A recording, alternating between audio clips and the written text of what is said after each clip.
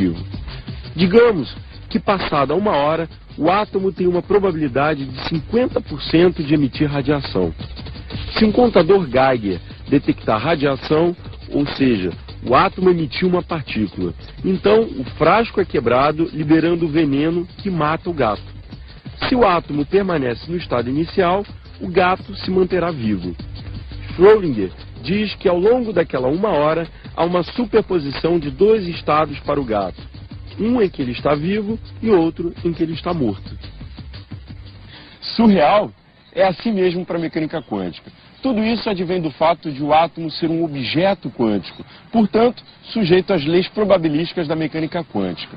E se abríssemos a gaiola num desses instantes intermediários, o que veríamos? Nesse caso, estaríamos efetuando uma medida. E aí está mais uma das esquisitices da mecânica quântica.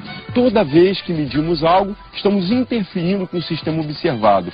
E ao fazermos uma medida, acabamos destruindo a superposição de estados. Portanto, para nós observadores, o gato estará ou vivo ou morto. Jamais teríamos as duas alternativas ao mesmo tempo. Por que não? Porque são características excludentes. Vamos fazer o seguinte, vamos conversar com um especialista. Vem cá. Eu estou aqui no Departamento de Física Experimental da Universidade de São Paulo, a USP, e eu vou conversar com o físico Paulo Nussensweig. Paulo, como é que é isso? Um gato ele pode estar vivo e morto ao mesmo tempo? Isso é uma formulação um pouco imprecisa.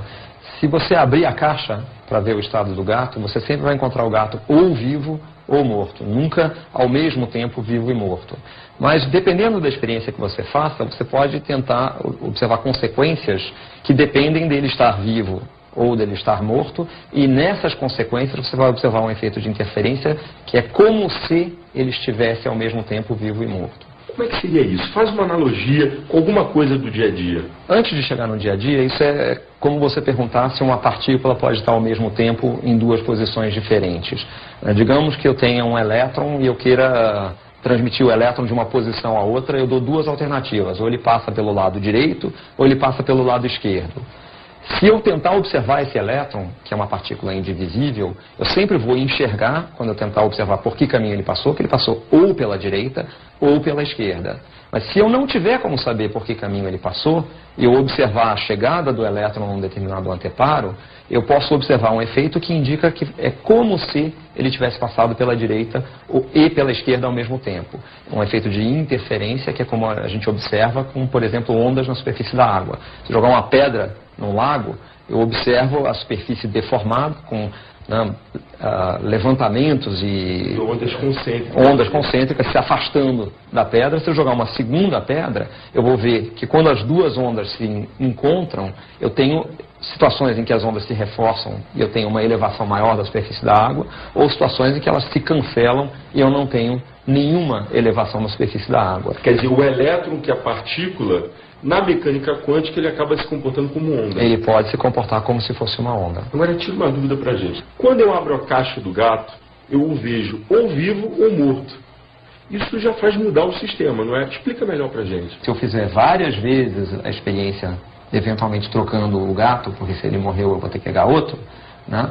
Metade das vezes eu vou encontrar o gato vivo, metade das vezes eu vou encontrar um gato morto. Mas eu nunca vou encontrar um gato, né, no meio do caminho. Agora, Schrödinger propôs esse exemplo do gato como um exemplo esdrúxulo, né, para explicar justamente por que a gente não observa esses efeitos no nosso dia a dia. Por que no dia a dia eu não observo um gato numa superposição de vivo e morto? Porque um gato é um sistema muito grande, ele interage muito fortemente com tudo que está à volta dele, e tudo que está à volta dele, no fundo, vai guardar um traço se ele está vivo ou morto. Portanto, eu obtenho informação sobre o estado. Se eu obtenho a informação dele estar vivo ou morto, eu perco a possibilidade de observar efeitos de interferência.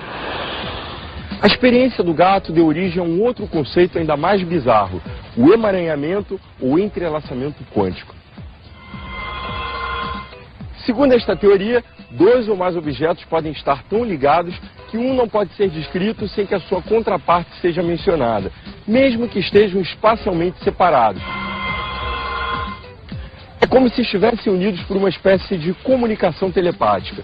Depois de criadas, essas partículas atômicas mantêm as características de gêmeas, mesmo separadas por milhões de quilômetros. E se alterarmos o estado de uma delas, a outra responde instantaneamente. Parece brincadeira, mas não é. Na década de 1980 foram criadas as primeiras partículas gêmeas em laboratório. Embora pareça loucura, esse emaranhamento todo é a base para tecnologias que começam a surgir agora, como a computação e a criptografia quânticas, e para experiências de teletransporte quântico que citamos lá no início do programa. É o mundo do futuro. O Globo Ciência de hoje encerra por aqui. Eu espero que vocês tenham gostado e até a semana que vem. Até mais. Tchau!